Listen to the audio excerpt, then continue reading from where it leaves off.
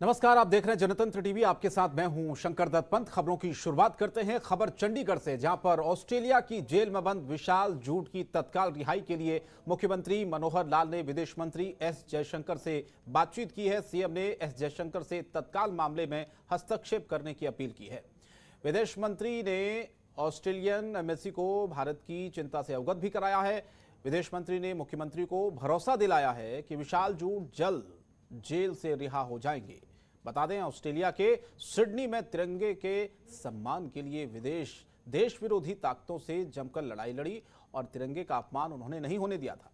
विशाल के समर्थन में ऑस्ट्रेलिया में काफी प्रदर्शन भी हुआ।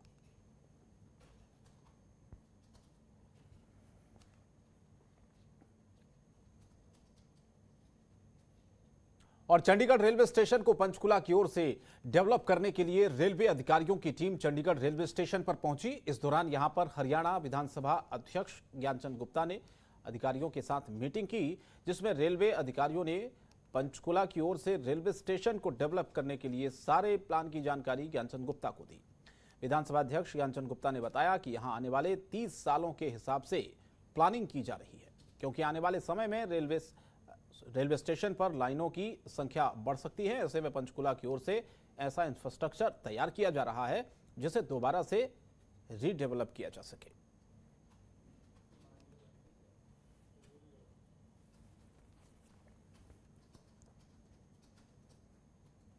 जेबीटी भर्ती घोटाले में हरियाणा के पूर्व मुख्यमंत्री चौधरी ओम प्रकाश चौटाला की सजा पूरी हो गई है। तिहाड़ जेल प्रशासन ने ओम प्रकाश चौटाला के वकील को सजा पूरी होने की जानकारी दे दी है, जिसके बाद ओम प्रकाश चौटाला के वकील कागजी कार्रवाई करने में जुटे हुए हैं। कागजी कार्रवाई पूरी होने के बाद ओम प्रकाश चौटाला जेल से रिहा होंगे।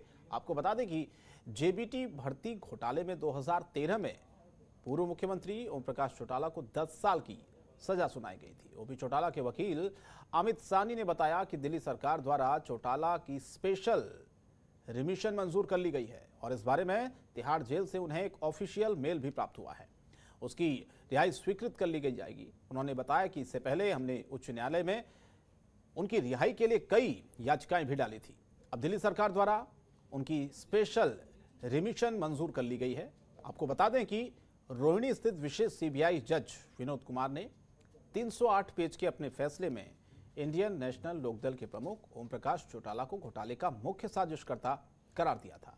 साल 1999-2000 के दौरान 3206 जूनियर बेसिक ट्रेड जेबीटी शिक्षकों की भर्ती में घोटाले के इस पूरे मामले में पूर्व आईएएस संजीव कुमार, पूर्व आईएएस विद्याधर, मौजूदा विधायक शेर सिंह और 16 महिला अधिकारियों, तो इस पूरे मामले में जिन जिन लोगों का नाम था,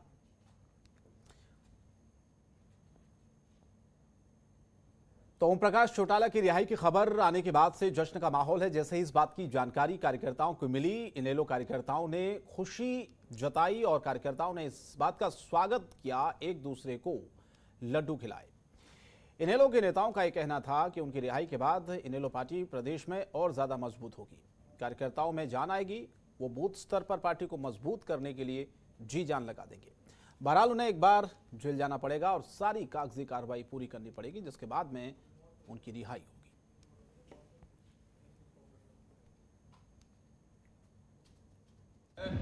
कि हम जो बता नहीं सकते, चौधरी ओम प्रकाश चौटाला जी की जो केस था वो आज खत्म हो चुका है।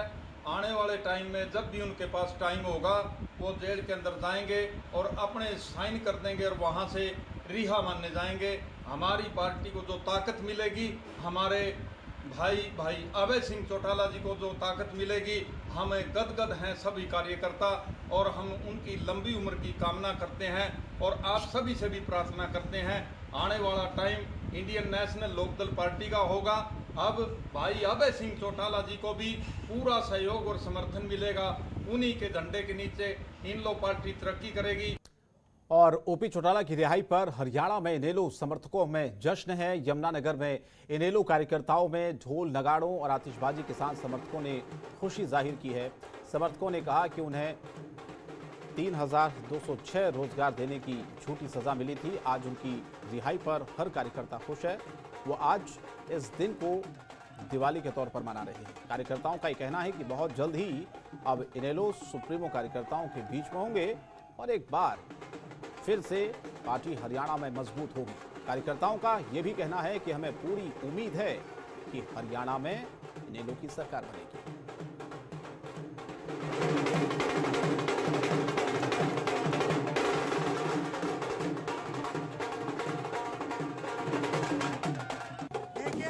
चौटाला साहब को रिहा कर दिया गया है और ये एक बहुत ही खुशी की बात है। यमुनानगर में नहीं, हरियाणा प्रदेश के कोने कोने में खुशी की लहर है। और जो चौटाला साहब ने 3206 रोजगार देने की झूठी सजा, झूठे केसों में चौटाला साहब को फंसाया गया है, ये खुशी की बात है। बहुत बिल्कुल दिवाली है। दिवाली आज इंडियन नेशनल लोकदल का हर कार्यकर्ता इतना खुश है कि आज बड़े चौटाला साहब यही होने के बाद बड़ी जल्दी हमारे बीच में आएंगे और हमें आशीर्वाद देंगे और पार्टी एकदम ऐसे खिल के आएगी कि सारी हरियाणा का हरियाणा हैरान हो जाएगा। हमारी समझ के मुताबिक अगली सरकार चौटाला साहब की रहनुमाई में बनेगी, डेफिनेट बनेगी, क्योंकि चौटाला साहब एक ऐसे व्यक्ति हैं जो, अगर मैं ये कहूँ कि हरियाणा के 6500 गाँवों में गए हुए होंगे, वो हर कार्यकर्ता से ऐसे पिछड़े जैसे भाइयों की तरह है। पंचकुला में हरियाणा के उप मुख्यमंत्री दुष्यंत चौटाला ने घोषणा की है कि नंबरदारों का पद खत्म नहीं किया जाएगा। यही नहीं, भविष्य में राज्य के नंबरदारों को हर माह एक निश्चित तिथि को मानदेय दिया जाएगा ताकि उनको कई महीने तक इंतजार न करना पड़े। इसके साथ ही राज्य सरकार की ओर से सभी नंबरदारों को आयुष्मान भारत योजना से जोड़ दिया गया है और जल्द ही स्मार्टफोन भी उपलब्ध करवा दिए जाएंगे। दरअसल हरियाणा के डिप्टी सीएम दुष्यंत चौटाला पंचकुला के सेक्टर 1 स्थित पीडब्ल्यूडी रेस्ट हाउस में हरियाणा नंबरदार एसोसिएशन द्वारा आयोजित सम्मान समारोह में पहुंचे थे। उप मुख्यमंत्री दुष्यंत चौटाला ने नंबरदारों को आधुनिक तकनीक से जुड़ने का आह्वान करते हुए कहा कि नंबरदार की हमारे समाज में एक अलग पहचान और सम्मान होता है। पहली बार आप लोगों से इस विषय पे बात हुई तो बड़ी गंभीरता के साथ एक एक समस्या आप लोगों ने बताई और ये बात भी रखी कि कितना पेंडेंसी अलग अलग कार्यों में थी। नंबरदार के हम काम देखते हैं तो दिन प्रतिदिन टेक्नोलॉजी ने भी नंबरदार के काम छीन लिए, मगर और बहुत ऐसे काम हैं जो आज के दिन सरकार नंबरदारों के सहयोग से कर सकती है। जैसे हमारा मेरी फसल मेरा ब्यौरा की गिरदावरी का कार्य है, क्या उसके अंदर नंबरदारों का सहयोग रह सकता है? क्या आने वाले दिनों में हम एक फैसला लेने जा रहे हैं भी गांव का सोशल ऑडिट कराया जाएगा। भारतीय जनता पार्टी के विचारक डॉक्टर श्याम प्रसाद मुखर्जी की शहीद दिवस पर हरियाणा में भारतीय जनता पार्टी की तरफ से हर बूथ पर 5-5 पौधारोपण का अभियान शुरू किया गया है। चंडीगढ़ में बीजेपी कार्यालय में पूर्व प्रदेश अध्यक्ष और हरियाणा सार्वजनिक उपकरण ब्यूरो के अध्यक्ष सुभाष बराला ने पौधारोपण अभियान की शुरुआत की है। इस दौरान बीजेपी के कार्यकर्ताओं ने श्याम प्रसाद मुखर्जी की तस्वीर पर पुष्पांजलि अर्पित की। इस मौके पर सुभाष बराला ने बताया कि श्याम प्रसाद मुखर्जी ने अपने जीवन का बलिदान देश की एकता और अखंडता को बनाए रखने के लिए दिया था। उन्होंने इस समय इस व्यवस्था को चैलेंज किया था।